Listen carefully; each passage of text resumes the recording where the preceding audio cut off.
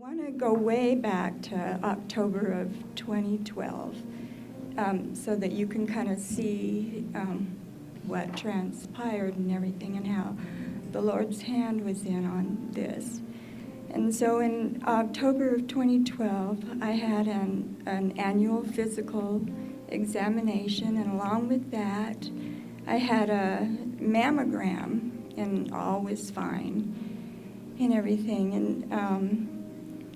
And then in October 2013, we had a year of bad news in 2013. In October of 2013, at work, I heard of a coworker that had retired. We heard the news that she had passed away the day before of cancer. And she was young. Although she was retired, she was young. She was around Sister Christie's age, or Sister Cherie's age, maybe a couple years older than Sister Cherie, but she was young. And then in October, the same month in October, we went to church on Sunday and found out that Sister Cherie had cancer, stage 4 cancer. But thank the Lord that she's a living testimony, and her cancer is gone. And so after hearing all that news and everything, in October it's time for my annual physical, and this year I decided to have everything done from head to toe. I told the doctor I wanted everything done, and she said, well, you're not due for a mammogram. Those are only every other year and stuff. And so I took her word for it, and I didn't have one in 2013. And so 2014 rolled around, and it was time. And the year was going by and going by. And in 2014, for some reason, I just never had an annual exam or a mammogram or anything. I just let it all go by, and that was kind of 1 minute you're concerned, 1 minute you're not, or 1 year you're concerned, 1 year you're not, and everything. And so by not having the mammogram in 2014, I look back and I think, Lord, was this your hand? Was the reason why I didn't have it, was this because of your hand? I thought about it, and I thought, no, my negligence isn't the hand of the Lord. But I thought, well, the Lord, I didn't hear him, but I just thought that maybe he might have said, well, although you were negligent and you were unconcerned and everything, I'm going to work this out for your good and everything. So through it all, although you're negligent, the Lord can still work all things out for your good and everything. And so then 2015 rolled around, and the year was going by, and I had before I had my annual exam, on my left breast, I started seeing something strange, like an indentation and everything, and I was a little concerned, but I was putting it in the back of my mind. And so I went to see the doctor a little bit early that year, and she saw exactly what I saw, and it was of no concern, and she did her exam, and she felt and couldn't feel anything and everything. And through it, so neither one of us, we just kind of shrugged it off and everything. And so I took my time getting a mammogram done, and finally in October, late August, it was a beautiful day. I went out to my car and had lunch, and it was just such a peaceful, beautiful day.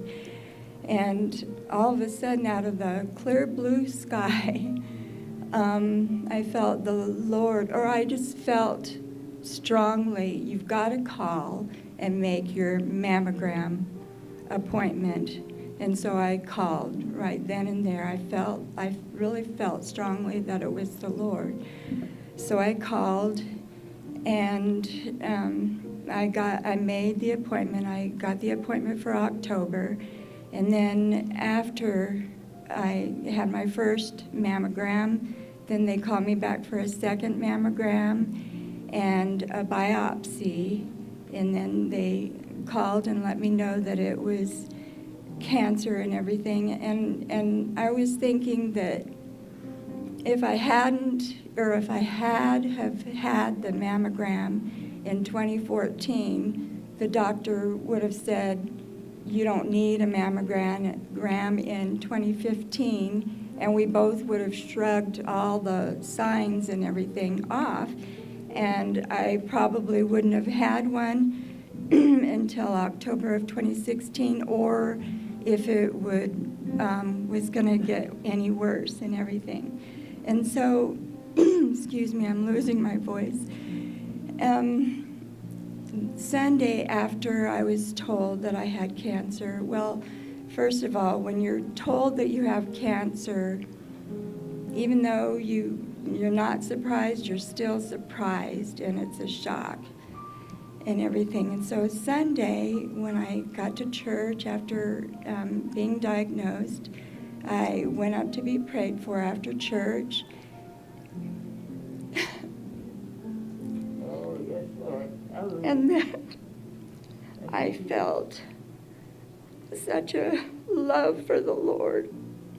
I just felt I loved him so much. I wanted to go back a second time, just up to the altar, just to tell him I loved him. So I did. And I felt such peace the whole time that I knew that I had cancer. I felt the peace of the Lord and everything. I might have had physical ups and downs and everything, and a little whining here and there and everything, but all in all, I had the peace of the Lord. Thank you, Brittany. And so I just felt the peace of the Lord all the way through and everything. And then 3 years later, about a month ago, I caught a cold, just like Sister Betty did. I caught a cold. And meanwhile, I had my 6-month oncologist exam and everything, and while I had the cold, and she asked me the normal question. Well, when she first came in, she was just so happy, happier than I've ever seen her, and I was happy to see that she was so happy, and so I was happy and everything. And so she asked me the normal questions and everything, and then I let her know that I had a cold, and she began the exam, and she began at my neck, the middle of my neck, and her demeanor changed. I could tell that she was trying to keep a good demeanor and everything, but it had changed and everything. And she said, well, I feel bumps on both sides of your neck and everything. And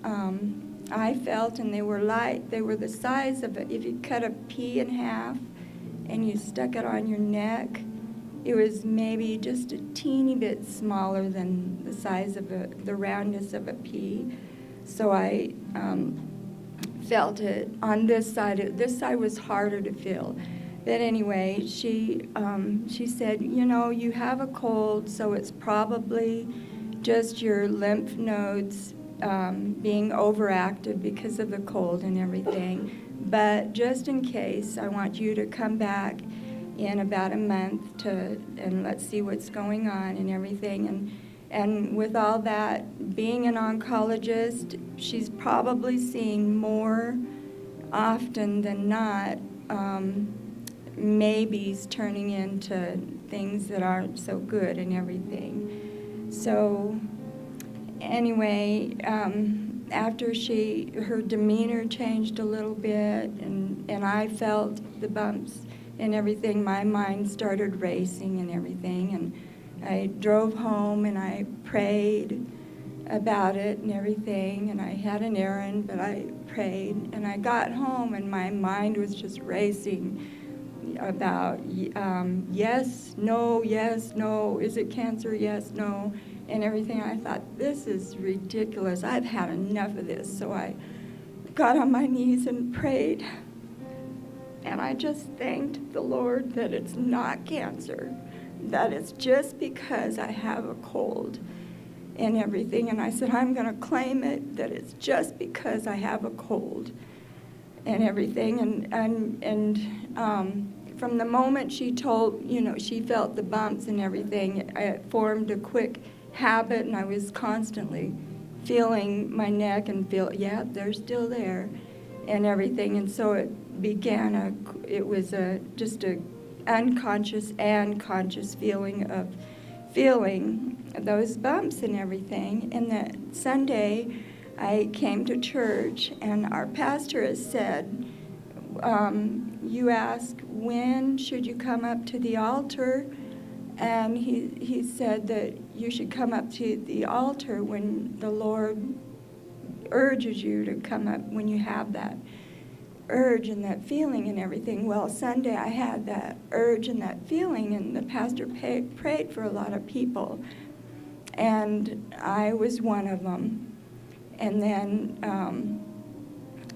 Sunday went, and Wednesday evening came. I came home, and my husband was waiting for me with a big smile on his face with really good news of his own and everything. And so I was so happy about his news that I didn't think about my news, I didn't think about feeling my neck and everything.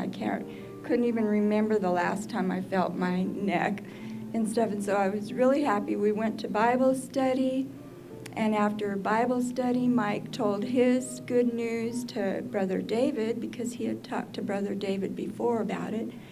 And Brother David was so happy, and I walked up, and they were talking and everything. And then he turned to me and he said, and you're the next testimony and stuff. I didn't know that my husband had told him that I had bumps on my neck and stuff. And so I thought about it. We got in the car, we got in the truck, we both got in the same truck.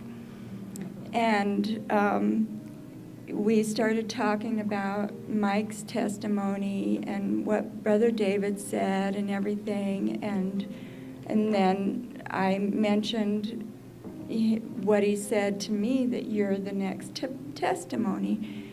And I told Mike about, and I just immediately, when I told Michael, he said that, I reached up and felt my neck, and they were gone. I turned to my husband while he was driving. I turned straight over to him. I go, they're gone. and they were just gone.